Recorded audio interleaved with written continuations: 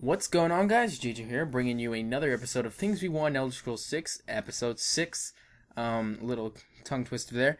But anyways, before I get into the video, I would like to say sorry. It's been 10 days, and I'm currently uploading this around 11 o'clock. Reason being is just having a time. 3 weeks left of school. And I am currently hustling to get those grades up. I don't want to go to summer school, so I'm making sure I have all my grades in check. But I might have to go, so we'll get into that in another video maybe. But before I say these comments that you guys suggested, I also would like to thank you guys for 500 subscribers. That's right, we are currently sitting at 527 subs. That's just crazy. I didn't think we'd hit 500 subs so soon after 400, but I said I was going to do a 500 subscriber special, and I was going to do a big one, but I changed my mind just because I don't have the time to do what I was thinking about. So maybe at 1,000, if we ever get to 1,000, we'll do that. But for the 500 subscriber special, I want to do a short little Q&A video. Well, not really short. As many questions I get, I'm going to answer almost all of them, basically. So as well as your comment suggestion for the next episode of this series, please, along with that, leave a question that you would like me to answer about myself or whatever. And I will answer that question in my newest Q&A video coming out probably tomorrow. Or, no, not tomorrow. Probably next week. And yeah. So anyways, let's get into the video. Now, the first comment is from Senavision, and they wrote, "New factions, not necessarily big major ones, possibly things as little as Blacksmith's Club to a full-scale vampire hunter organization." Now, I'm pretty sure the Dawnguard is sort of a full-scale vampire hunter organization, but we'll ignore that for now. I do agree with this, the new faction thing. Maybe not something such as a Blacksmith's Club. I mean, it would be cool if there was like an organization of like the best blacksmiths ever, and they followed like techniques of like the Dwemer and stuff like that. But we'll get into that later. I do think it'd be cool to have a new factions in the next game. It's always cool to add interesting new organizations that you can, take over like you do in the Elder Scrolls organizations already and put it into the game. So I do like this comment, and I gotta say thanks for commenting that. If you think of anything good besides this, let me know, and you might see yourself on the next video or videos to come. Now, the second comment is from Akbo Kimbo. They wrote, "I think there should be an extreme weather that gives you an advantage or disadvantage in battles like storms, avalanches, landslides, etc." I like this too, solely because I think if there's a major storm, thunderstorm with rain and everything going around, and I'm attacking like a bandit camp or I'm invading let's say a Stormcloak camp if I'm an Imperial, I think it should play a key role if I'm trying to sneak. And let's say it's thundering, you can't hear anything besides the loud thunder and lightning and all that stuff. If I'm sneaking, you shouldn't be able to hear my footsteps if it's raining heavily and there's thunder and stuff. So I really do like this comment. Not too much I can say about this, just because it's very straightforward on what it is. They should play a key role. I don't know if it will, but I think it would be a cool key feature in the next Elder Scrolls.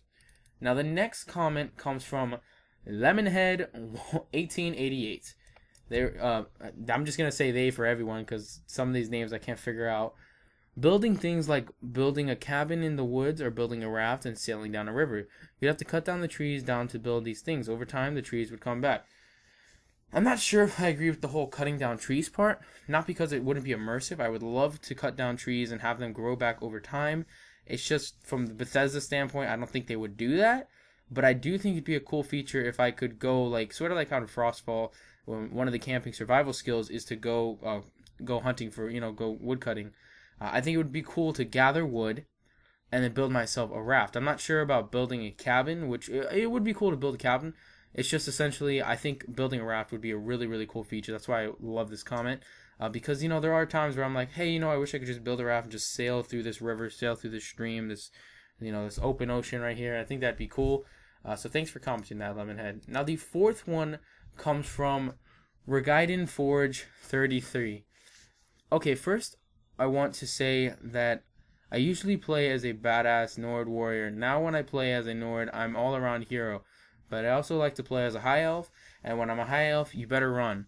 That was just him writing whatever. But the thing that I agreed with in this comment was what he wrote. So I think it would be cool to join the Dominion. Last week we talked about showing the good side. Well, more than like, it was like 2 weeks ago. We talked about showing the good side of the Dominion. You know, the few good people in the Dominion, the good characteristics about them.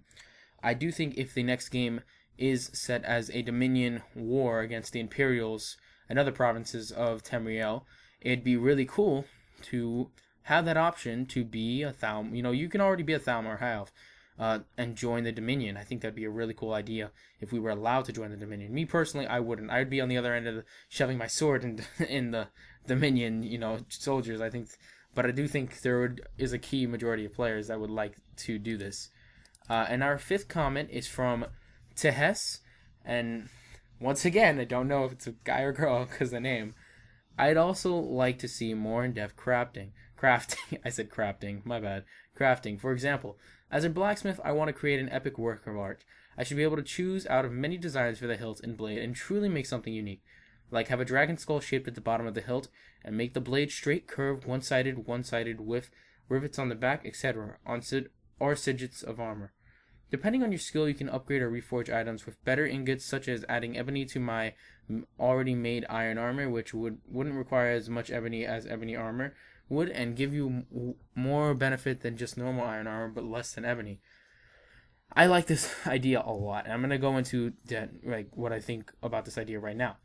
I do love the idea of making my own unique style of crafting. You know, they always talk about in games, oh, this person, this crafter, this ancient crafter makes the best swords, and this crafter makes the best armor. Well, I'm a crafter. I want to make my stuff unique. I want to make something look how I want to look. Obviously, you could spend hours upon hours trying to do all this scaling and resizing and all that stuff. So I think that this idea, implemented in a simple version, where it gives you a few key patterns, a few choices for the blade, could go a long way. Just picking between a straight blade, curved blade, one-sided, like he said, that really does go a long way. I want a one-sided or curved blade instead of a straight blade, and I want an epic-looking hilt, and they give you a few options for hilts depending on your crafting material you currently have. I think this would be a great idea. So thank you to Hess. That was literally one of the best comments I've read in a while. Now, number 6, we have Speedy Gun 1. I've been in a video before, or a few times, I think. Very active in the comment section. He wrote, how about an unarmed combat system with perks? You can upgrade how fast you punch, if you can paralyze with a punch, or whether you can knock someone out. If someone yields, you have the option to tie them up or knock them out for a period of time instead of killing them. And then there was a few other comments after that replying to this comment, martial arts and this and that. I think this would be really, really interesting feature for the combat system if we were allowed to have a more extensive and creative form of hitting people with my bare hands while they're going at me with swords and weapons and such. But like I said, if you want it to be as realistic as possible, but it's a video game, so I don't really care too much about that, it would be a great feature to basically have the essential tools to hurt people while they're using weapons against you, and grab weapons, block weapons, taking weapons, and all that stuff. I think it'd be a great idea to have some form of a martial arts status in the game. I don't know if it'll happen, but I do think it would be cool for the next game. A better combat system for people who don't want to use weapons. And there are people who don't use weapons. Number 7. That's right, this one had 7 comments instead of 6, because I actually liked a lot of the comments for this episode. This one's by Cold Gin Drinker. They wrote, we should have a fame and infamy from Oblivion in the Elder Scrolls 6. Say you kill an entire village, while the cops could, well, you know, the guards, could just arrest you.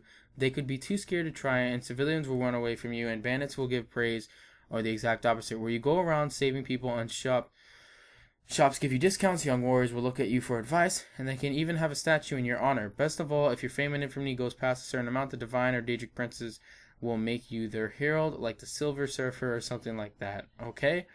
Now, I think this comment is fucking awesome. And I replied basically by saying, I totally agree with this comment. If me, the Dragonborn, is known, I defeated Alduin, I killed Alduin, you're gonna hear a few guards talk about it like, oh, are you the Dragonborn that defeated Alduin or this or that? No, but some people just don't know who you are. And it's like, hello, sort of saved everyone's life. Or say I'm a Stormcloak or an Imperial and I ended the Civil War. You know, I killed Ulfric, or I killed the Imperial leaders. I forget his name at the moment. And people don't really talk about it. They're like, aren't you the one that killed Ulfric Stormcloak? No, I want that to happen. or say I'm the biggest bandit ever. I'm the leader of the Dark Brotherhood. I've killed hundreds of people. Merciless. No one gets in my way. If you get in my way, I'm straight up murder you. People aren't running in fear from you. Then that's just really one cool little thing that we can add to this game. Like he said, a fame and infamy system where people are actually afraid of you if you're really, really hardcore bad, and people actually praise you if you're one of the good guys. So thank you guys so much. Like I said, 500 subscriber Q&A video. I'll be doing that soon, later this week or next week. And if you could just comment a question down as well as your comment, let me know. And I'll see you guys all next time. Peace.